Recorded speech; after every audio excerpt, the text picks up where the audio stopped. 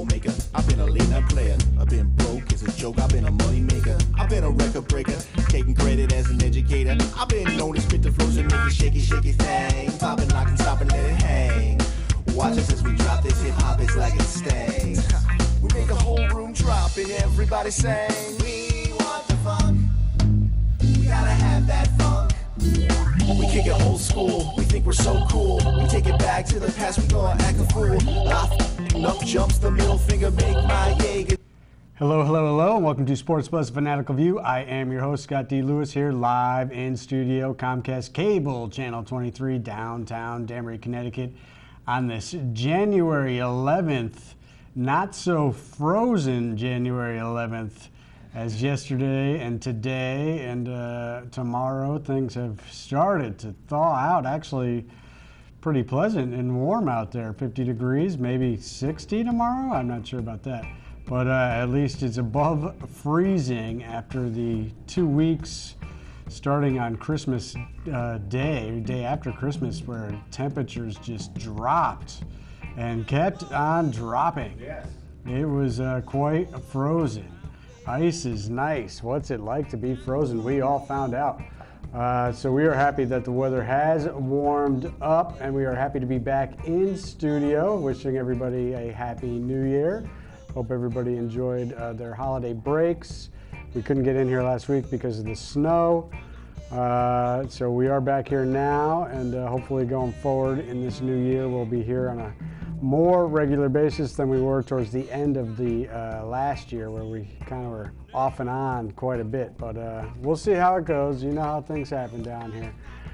We are live, of course, so that means the phone lines are open, 203-792-4101, here until 7 o'clock, fast 30 minutes. If you want to call and talk about anything that you've been seeing recently in the sports world or anywhere else, go ahead and call, 203-792-4101. We would love to hear from you, but let's right now hear from my right-hand man, Mr. Bob Raw Jr. Hi, Mr. Scott. How you doing there, Bob? I'm doing well. Hey, we left here, it was like 50 degrees, right? Yeah, before Christmas it was okay, and then it froze the whole time we were gone.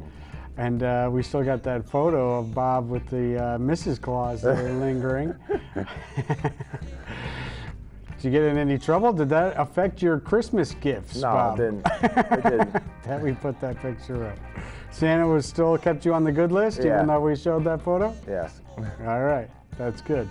Bob's show Spotlight on Tuesday nights at 9, Wednesdays at 12.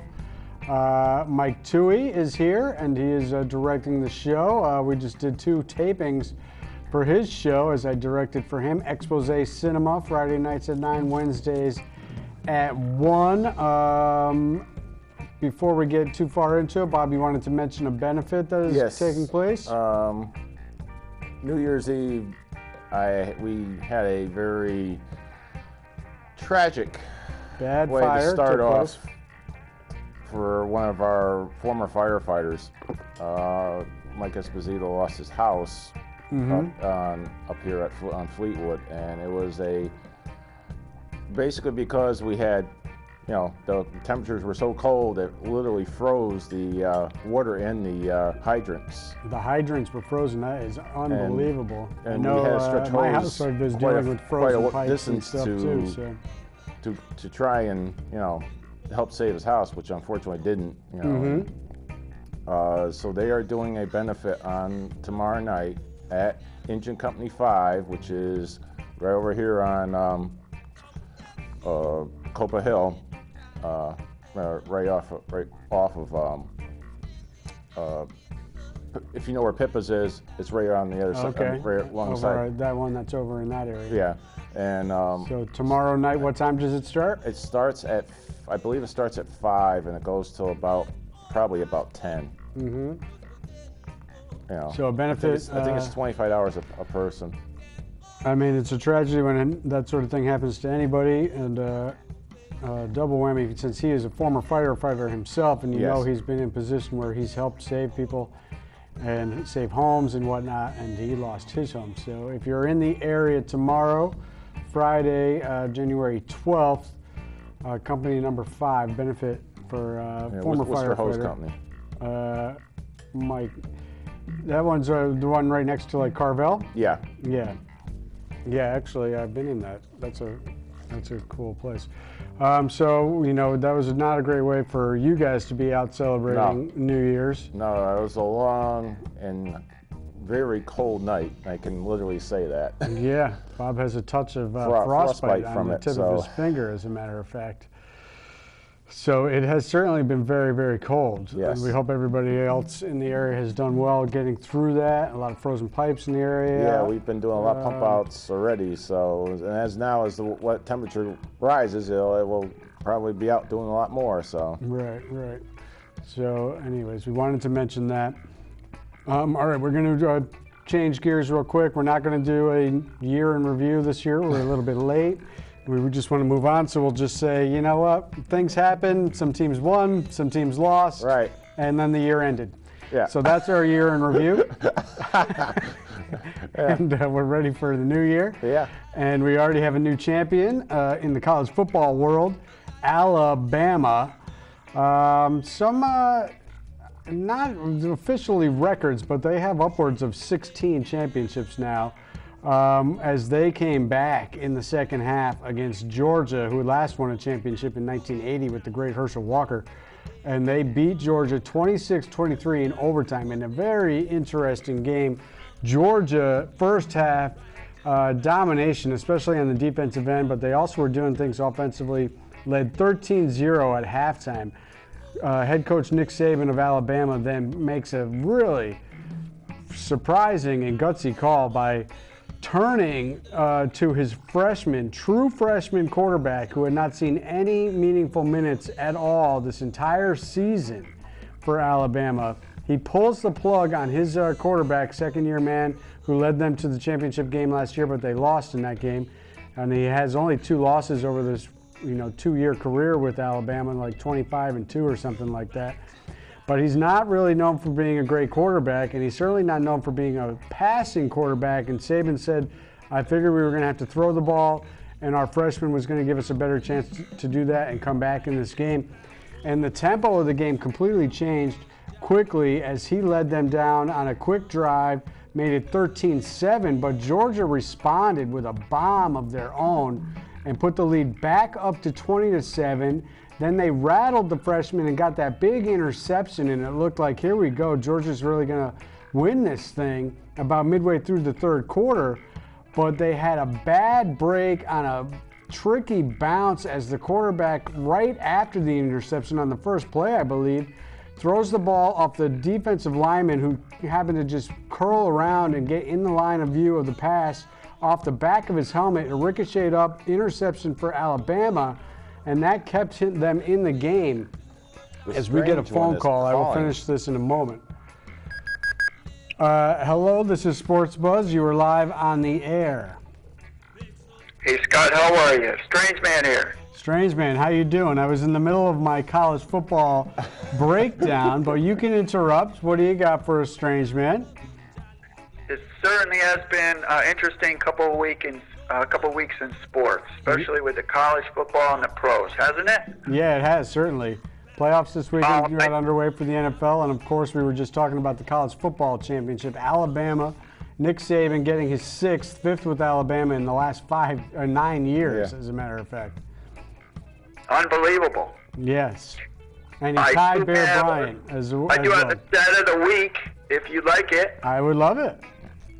It's on the professional football, not on college. But you ready? I am ready. Okay. Kansas City Chiefs. And for 6 straight years, they lost in the first round at home, setting a new record.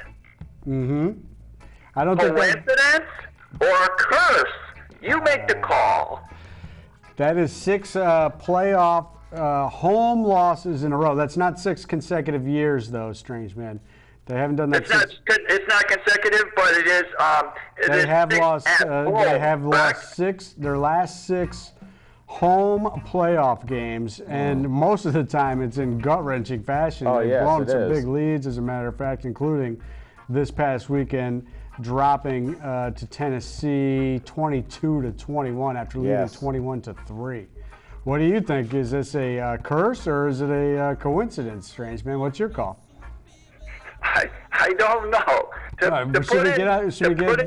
we get the evil put in your director words, Kevin big Gallagher on call. the line? Oh, He yeah. can tell us. Yeah, I didn't hear tell us from in a him this heartbeat. weekend.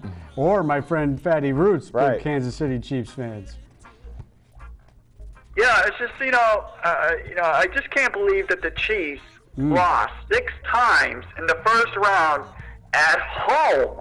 Right. Yeah. Unbelievable. Unbelievable is right. Well, you see what happens when this starts going on. It's not necessarily a curse or a coincidence, but the feeling around the team and then the feeling in the building. You get that 21-3 lead, then Kelsey gets hurt, then Tennessee scores early in the second half, and all of a sudden the place goes quiet, and it manifests into this unbelievable collapse instead of them putting that all out of their mind. But they're like, here we go again, and it manifests itself into them allowing it to happen. So really terrible loss for Kansas City against really not a great team in Tennessee, it wasn't. who will be going to Foxborough this weekend. All right, Strange. Well, maybe you can get Mr. Gallagher. He's a big Chiefs fan to call in and get his opinion. And I'm sure it's going to be a very interesting the weekend in professional, especially professional football. Yes, we'll be breaking that down in a minute. Scotty and everybody else down there, you take care, and I'll talk to you later. And Strange Man, over and out. Thank you, Strange Man. Take care. All right. Yes, that's a terrible stat for the Chiefs, but it is one. A couple of other things from that game. Blowing an 18-point lead. I don't know if this was on the road or home, but I know it was playoffs. 1972 was the last time it happened in a Cowboys game. And other than that, it only happened one other time. Right. I think the Lions in like 1950 something. Right. So blowing 18-point leads at home is not something that happens typically. All right. Back to where were we? College football. So the freshman comes in, but they go down 27. The interception, the back-to-back interceptions, I think is the real key point there. And then they got a couple field goals. Remember that field goal kicker missed his opening kick of the game, looked bad. Yeah. So then it comes down 20-13, a brutal, in my opinion, pass interference call that really gave Bama a big opportunity on that final drive. I think that happened on second down, would have set up 3rd and long. Instead, they get the first down. But then it's 4th down, Bob, 4th and 4, not even 4th and goal, but 4th and 4 from about the 7-8 yard line. And on a completely broken play where it was just street ball, guys running around trying to get open, they give up the game-tying touchdown on 4th down. Horrible, absolutely horrible. And then they get Bama gets the ball back, and they are set in great field position, and unbelievably the kicker misses terribly the field goal. But what happened in this game, and I think it's interesting to point out, especially since it's two Georgia teams, the Atlanta Falcons last year in the Super Bowl, up big on the Patriots, stayed too aggressive. Right. And they did not work the clock. But they had a little bit of a bigger lead than the Bulldogs here. Georgia, with the lead, went way too conservative, and I think it was because of that interception. I mean, they were playing well offensively, and they took the ball out of their quarterback's hands after that interception. They went with their cute wild dog formation, which is a play on words on the typical Wildcat formation, where they ran the QB out wide and literally took the ball out of his hands, and they did nothing on their possession. So their defense all of a sudden started to get gassed. The Alabama tempo changed with the different quarterback in the game, and they came all the way back. But then in overtime, Bob, they kick the field goal, Georgia does, with the first possession. They get the sack on 1st down, knocking him back, I think, 16 yards on that sack, all the way back to the 41-yard line. Next play, 41-yard touchdown, game over. Alabama wins it 26-23 in overtime. Nick Saban with his 6th championship ties Bear Bryant. Unbelievable. I did want to mention, as we stick with college football for just one more second, Right.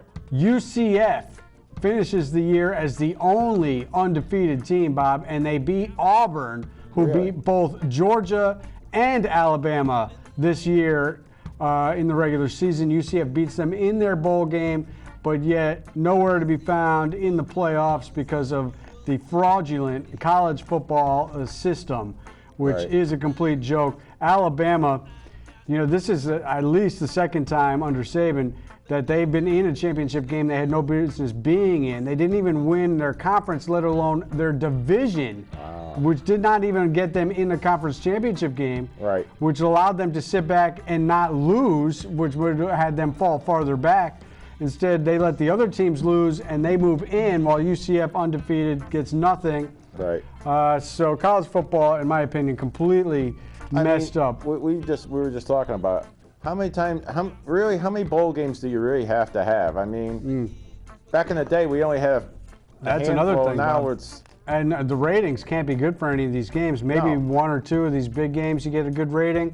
But overall, it's saturation. right. It's game after game after game. They're rendered meaningless. All these matchups of teams you don't care about unless it's your team specifically. Right. And then it takes away from the secondary games. Right, it does. There were some actual good other bowl games, but it's like constant barrage of games every day. You're like, Right. well, I don't even know. I can't keep track of these games. And most people don't. And most people aren't home, so why they're Yep. they And can't then be they're getting, also competing with the college football schedule.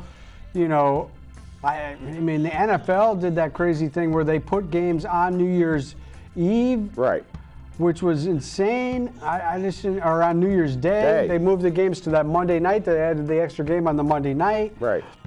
Made no sense. I mean, I don't know, crazy stuff with both NFL and college football with oversaturation. The NFL ratings were down for the second year in a row.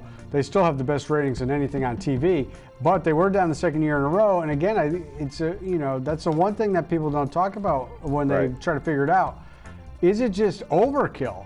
Too many games nonstop. Thursday night, Sunday night, games, yeah. Monday night. Right. You got the Sunday games. Then Right. late in the year, they switch it to, they bring in the Saturday games. Right. College football is doing games on, Tuesdays Right. and Wednesdays now during the regular season, and Friday and Saturday. It's absurd. And then the bowl games, like one after another, too many games. All right, we got to keep this moving. Yeah. NFL this past weekend. Full disclosure here, Bob, I was in New York City for most of the Mike here? weekend, enjoying some other shows in the art world instead of shows in the football world. And I would like to talk about those, but we will stick to football. But I will say the Met had Quick thing. The Maniac's here. Oh, okay, McFadden. Well, Yes. we're glad McFadden. Well, maybe we should mention that real quick, Bob. You told me about good news for the Mets fans. Yes. Jay Bruce is back. Yeah, he's back in the house. You can call me Bruce. Yes. 3 years, you said? 3 years. I think that was a good move bringing him back. That Yeah. doesn't always happen when a team trades a guy. I think there actually should be rules against that, Right. personally. They shouldn't be able to come back right away. But that's another story. But yes, so Met Maniac is here. And Hey, Mike, come on out here for a minute. all right, we don't. Bob, you're always trying to run the show here. I'm not running the show. We I just love wanted to come out Mike. and say hello. How we doing, Mike? Good.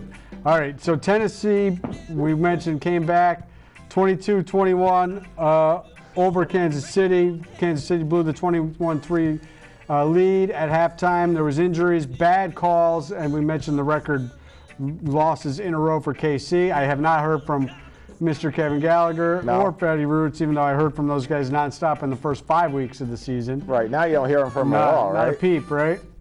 Atlanta in the night game, 26-13 against everybody's darling this year, the Los Angeles Rams. Sports special teams play, I heard, was the undoing for the Rams, and they could not get anything going. So they lose and they're out. The Falcons, of course, were defending NFC champs. They advance. Jacksonville Sunday afternoon, early 10-3 against Buffalo in a mostly unwatchable game. I caught the very end of that as I was getting back from the city, and I did watch pretty much the whole Saints-Panthers game, which was the best game of the weekend. Yeah, I mean, the Tennessee-Kansas City game was compelling with the comeback, Right. but Saints-Panthers was a good game, back and forth, 31-26. How about Coach Payton for the Saints going for it Yeah. on fourth down with this Yeah. 5-point lead at midfield? Oh, yeah. And thankfully, they threw an interception, which changed the yard position by about 20 yards. Otherwise, the Panthers would have had the ball at the 50, not the 30. Right. And then the defense for the Saints ended up holding. But that was a risky move on Sean Payton's part. But they do survive, setting up a very good rematch on Sunday with the Minnesota Vikings from 2009. I don't know if Right. you guys remember this game, the Brett Favre game. Yes. With the Vikings in 2009. I watched that at Kevin Gallagher's house. His brother, Kyle, is a huge Vikings fan. That was a great watch, watching that game. Unfortunately okay. for him, the Vikings did lose as Brett Favre threw the interception in overtime, and the Saints won and then went on to win the Super Bowl against the Colts. So the Vikings will be looking for revenge at home. The Vikings did beat the Saints 29-19 in week 1 this year. Other matchups this weekend, Saturday afternoon, 4:30, Falcons -3. Oof. So they are a road favorite at Philadelphia. The Eagles with Nicky Foles, Nicky Six, not getting any love from Vegas, as they are the underdogs at home against the Falcons. Interesting. That's the only thing I'll root for is the Eagles. Well, remember the last time they played in the playoffs was 2002, Yeah. after Mike Vick Yeah. led the Falcons to that shocking win in Green Bay, the first time Green Bay ever lost a home playoff game. And then he went to Philly with the Falcons, and Philly beat the Falcons in that game. Saturday night, Tennessee +13 at the Patriots. This one reminds me of 2003, although I don't think it'll be this close. Remember Steve Air McNair, rest in peace. Yeah. 2003, 17-14 in Right. that game that was played in bitter, freezing cold weather, much like we just had this weekend. Oh, yes. That was the interesting thing, too, about the weather and the games this weekend. What was the temperature? I never saw anybody mention. Like I said, I was in the city, so I missed it. Was it cold in Kansas City, or were they back to, like, normal weather? Not like the bitter cold that we were having. I don't think they had, with all the cold that we had this weekend, Right. I don't think the NFL got a frozen game anywhere, because the Saints were indoors. Jacksonville is in Florida, obviously. And then the Rams in LA. Right. And Kansas City, I guess, wasn't that bad. But that Patriots-Tennessee game was a thriller, coming down to the final play in frozen-like conditions. And then we have the Jags +7, which I think that line's a little big, at Pittsburgh. Remember, the Jacksonville Jaguars went to Pittsburgh in Week 5 and beat them 30-9 this year. And the last time the Jags won a playoff game was 2007, beating Pittsburgh in Pittsburgh in a wildcard game, 31-29. I'm actually not sure if that was home or away, but they did beat Pittsburgh the last time before this past weekend. And then we have that Saints-Vikings game to close out the weekend. So good football mostly this weekend. I will mention great shows at the Michelangelo show. It's up until February early. It's unbelievable if you get a chance to see that. Augustine Rodin shows up one more weekend. David Hockney show is still going on, which is really great. And some other things. There's a really interesting World War I show up, that's not getting as much attention as obviously Michelangelo and Rodin and those guys, but that was a very interesting show. All right, we don't have that much more time. Inside 5 minutes, I believe. Celtics continued their winning ways, beat the Sixers in London today. Go ahead, London. 114-103 was the final. They are 34-10. They finally have caught a break with their schedule. I don't have enough time to break down this whole schedule thing, but you know me and the schedules, Bob. I will get to that story. Yes, I know. teased it the last time we were here. I'm going to have to tease it again. But their schedule will now get back to normal. If you Celtics fans have been wondering why they played more games than anybody else, it had to do with this London game. So they're still first in the East. They had that huge win in really impressive fashion against the Cavs. last week. Isaiah Thomas did not play in that game, asked the Celtics not to play his video tribute. Right. And then now he wants them to play the video tribute for him because he'll be playing in the game in February when they go back. But oh, by the way, IT, and I have to agree with the truth here on this one, Paul Pierce, that's the night they're, retiring Paul Pierce's jersey. Right. Why is he going to have to share the stage with Isaiah Thomas? Great player. We loved him. He was good. He was only there for a year and a half. Right. It's Paul Pierce's night. And now we got this whole thing mixed up with Isaiah Thomas and him crying about he had forced to play last year in the playoffs. Come on, Isaiah. I mean, we were heartbroken that we traded you, but right. It's not about you anymore. So that's about that. We don't have much more time, so I'm not going to break down the standings with that. The Knicks are not in the playoffs as we speak right now. Why? Because they can only win at home and not on the road. Yeah. Learn to win on the road, Knicks, and maybe we'll talk about you some more. A couple minutes left. College basketball, UConn got back-to-back wins in the American Conference this past couple days, so that's good for them after losing 4 straight. Interesting top 10. I'm just going to run through this real quick before I mention some NHL to end it. Villanova, West Virginia, Michigan State, Purdue, Wichita State, Duke, Texas Tech, Oklahoma, Xavier. That's an interesting top 10 right now in college basketball, if you ask me. Not all of your usuals in there. NHL, Bruins also are off a lot this week. They have been riding high despite losing 6-5 in overtime to the Penguins, but they are firmly implanted in second place in their division, 11 points clear of missing the playoffs or being in danger of missing the playoffs. So they're in a good spot right now, playing very well at 23-10-7. Your Rangers had a great Winter Classic. I know friends who went to that game and froze, said it was a madhouse, a party like you wouldn't believe as everybody was boozing up to stay warm. Yeah, I can imagine. That would have been Rangers in 4th place, still a wild card situation for them at 49 points. Devils, 3rd place, 52 points. What happened to the Islanders, Bob? 46 points. They are on the outside looking in right now. They're moving, so they're having a... That's true. They're heading back to the island. All right, what are we, inside 30 seconds? Yeah. McFadden, it's great to see you. Happy New Year to you. Happy New Year to you, Scott.